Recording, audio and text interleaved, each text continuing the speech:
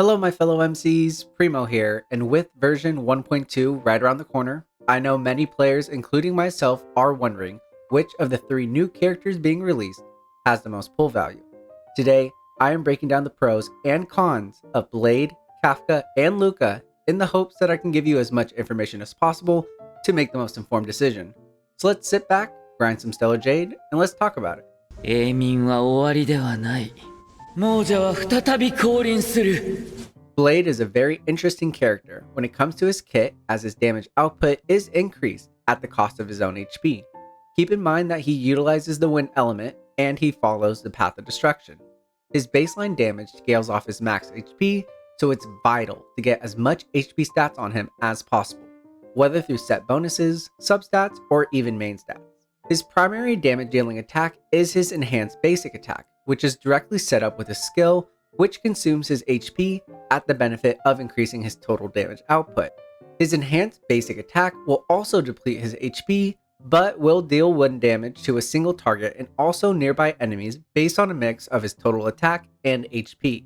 His ultimate is unique in the sense that it reduces his HP to 50% of his max HP while dealing damage to a singular targeted enemy and nearby enemies, based on a mix of his attack, HP, and total HP lost during the battle. Now you're probably wondering, how the heck is he supposed to survive with all these self-depleting HP moves? And that's where his talent comes in. Blade gains stacks of charge when he consumes his HP or takes damage from enemies. Once the stacks reach a certain limit, it will unleash a follow-up attack on all enemies and restore his HP. Kafka is the ultimate dot or damage over time unit and is an electric nihility character. Her kit is pretty standard in terms of her own personal damage, where her talent and ultimate have the chance to apply shock to the enemies to deal additional dot. Where Kafka's kit really shines is that her skill and ultimate are able to trigger additional damage to all dot applied from party members. For example, say you have Sampo and Luka on your team and they each apply their respective dots on the enemies. Kafka can come with her skill and ultimate and trigger their dot effects immediately, based on a percentage of the original damage. You can watch those toughness bars and bosses melt away based on the Queen of Dot's crazy kit. Luka is a physical nihility unit that specializes in bleed dot damage. His kit is centralized on gaining fighting will stacks, and once he reaches a certain amount, he can consume them for an immediate enhanced basic attack that can cause more bleed damage to a certain percentage of what it would normally deal. 永眠は終わりではない。亡者は再び降臨する。 Blade's role on a team is as a main DPS, and his supports should be able to circumvent his HP depletion through healing or shielding. His kit, while unique, does come at a cost, which is survivability. When setting up a team for Blade, some team members I would highly recommend be paired with him are Locha, who I personally believe has the best synergy with him, Japard, March 7th, Natasha, and Bailu. Some units you may already have that can cause you to not pull for him solely based on his role on a 4-person team are Yanqing, Clara, Su Sheng, and Dan Heng. All 4 of the previous characters I just mentioned are primary DPS units, and one can make the argument they can do their job just as sufficiently as Blade, although I do have to mention that Blade as a limited 5-star character carries his own value in comparison to the others. Kafka's role on a team is technically a support, but I like to think of her as the main driver of damage on a team. The reason why I don't outwardly call her a DPS is because her kit is focused on the damage of her teammates and not just herself. Like we mentioned previously with her ability to trigger dot damage of allies, her best teammates are Luka, Sampo, Serval, or any unit that deals dot. To be completely honest with you, Kafka is truly one of a kind when it comes to her kit and the way it triggers dot damage.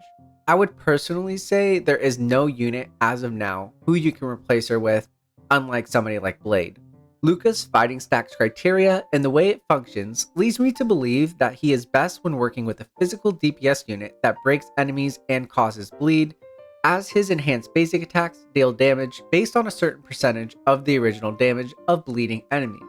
As I mentioned previously, one of his best teammates is Kafka, but I would also recommend having him suit up next to a character like Su Sheng or Clara for maximum utility. Luka is a unit that can be replaced by any of the current Nihility units, only solely based on him being in a support role, but what helps him stand out from the rest of these units is that he utilizes the physical element and bleed damage. 永眠は終わりではない。亡者は再び降臨する。Blade's importance for lore purposes solely rests on his relationship with Dan Heng and what happened in their past, based on the story we have received so far. His background is also very interesting, as it states, he was a swordsman who abandoned his body to become a blade. He pledged loyalty to Destiny's slave and possessed a terrifying self-healing ability. Is this background implying that his inner being is in the blade that his human is holding, or is this blade controlling the body, and this is just the human form of the blade itself? Overall, this is some amazing and perplexing insight into Blade. I know for myself, I'm very invested in this storyline as it pits two silent but fierce husbandos with each other, and it will help us dive into the emergence of Downhung IL. Kafka has been a staple in terms of her own personal journey through space, as she's helped birth us from a Stellaron and has been highlighted as one of the Stellaron Hunter's most trusted members. I mean, she is on the IPC's most wanted list, which already makes her an iconic character, not only for ourselves personally, but for the entire Honkai Star Rail universe. You can make the case she has had the biggest importance in terms of lore, and you can only assume with version 1.2, she'll be a prominent figure in those Trailblaze missions. Unfortunately, I don't have much when it comes to Luka, as he wasn't present in any of the Trailblaze missions while we were on Jarello 6. Maybe in the future, we could see a companion mission pop up where we can know more about his heritage and his role in the wildfire. 永眠は終わりではない。亡者は再び降臨する。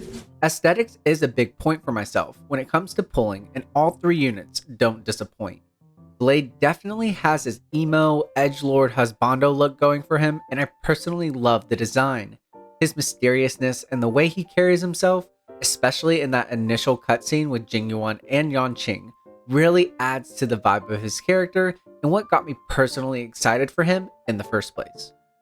His gameplay animations do not disappoint either, with his ultimate being right up there with Jingyuan's on my personal list of best animations in the game. Kafka is, well, let's be honest, the perfect blend of suave and elegant, and it helps elevate her to waifu status in many players' opinion. I know for myself, I've heard many players say that they have been saving since version 1.0 just for the sole purpose of maximizing their Kafka, and I honestly don't blame them. She is a great looking unit, and I don't blame anybody who would only want to pull based on her looks, as you can make the case she is one of the most aesthetically pleasing characters in the game. Her ultimate animation is one to behold, as she pulls out two mini Uzis and sprays a multitude of bullets on her enemies. One can make the case it is one of the most unique animations in Honkai Star Rail, and I compare it to Himeko's with her huge satellite raining down from space. Luka's animations are also decent, but not on the level as say a Kafka or Blade, which is to be expected as he is a 4-star unit. That isn't to say his animations or his aesthetic are bad, because certain aspects make him one of my favorite looking characters in the game. His mechanical arm, I mean, come on, that thing is amazing as it beats up enemies and definitely has a Nintendo Power Glove vibe to it. It also helps that he has a hint of Diluc in his aesthetic, and I'm totally here for it as a red-haired husbando lover. His ultimate animation reminds me a little of Fire Trailblazer MC's animation mixed in with a little bit of Dia from Genshin Impact. Swinging his way to the enemy using his big robo fist just hits a little different, and I truly appreciate it coming from a 4-star unit. 永眠は終わりではない。亡者は再び降臨する。 Now these are just my personal opinions for the characters we have discussed, so you'll have to take this with a grain of salt until more testing comes out upon each character's release. You can consider this a prediction of sorts solely based on the kit description. I believe Blade will come in as your standard DPS, limited 5-star unit, doing great damage and carrying teams as a hyper carry unit, but I do have concerns over his survivability. I'm not implying that he is niche, but if you do not have a unit like Locha that is able to auto heal, whether it is through dealing damage to the enemies or by having their health lowered below 50%, can you see players struggling in Memory of Chaos content if he gets attacked multiple times in one turn while already having his HP depleted? Now, of course, there are ways to circumvent that through the use of preservation units like Japard or even March 7th, but I still worry, albeit only a little. I still believe he will slot in as a top tier DPS based on the release of Seela and Jingyuan, and can see him going into at least S tier and at the highest SS tier. Kafka is definitely a more niche unit as you really need to centralize her teams around other dot units to maximize her potential. Now, while her kit sounds amazing and unique, I worry about the overall damage potential she is able to provide, and will it be enough to circumvent her own lack of personal damage? Not considering the percentage of damage that is calculated from all dot applications, I'm just not really sure how best to slot her in, as I feel her kit is really relying on those damage percentage numbers being high. Even more so than Blade, she is a unit that many players will be eager to wait for more testing, and I can see her getting the Sampo treatment. On the game's initial release, he initially started off low on tier list, but slowly climbed his way up the rankings. I can see her making her way to S tier or even SS tier once the dust settles on her release. For Luka, I can see him slotting into the B and A tier range just based on his element and path. Overall, I think his kit is fine. Nothing really stands out to me in terms of his playstyle, and I think he functions quite nice. The thing that will define his place in the meta is the fighting will stacks and how much of a damage boost that can give to his overall kit. The thing that may hold him back is that his additional damage proc only works on bleeding enemy targets, which can cause him to be somewhat niche, but a great support for physical DPS units. 永眠は終わりではない。亡者は再び降臨する。 And with that, this will end our video on Blade, Kafka, and Luka, and who you should pull for. Hopefully this video gave you some important insight on the 3 new characters being released, or it at least gave you confirmation on what you already knew. I know for myself, I'll be pulling for Blade, and I'm very excited for when his banner drops. But if you like the content, please like and subscribe, comment down below who you will be pulling for in version 1.2. Thank you guys so much for watching, and I'll see you in the next video.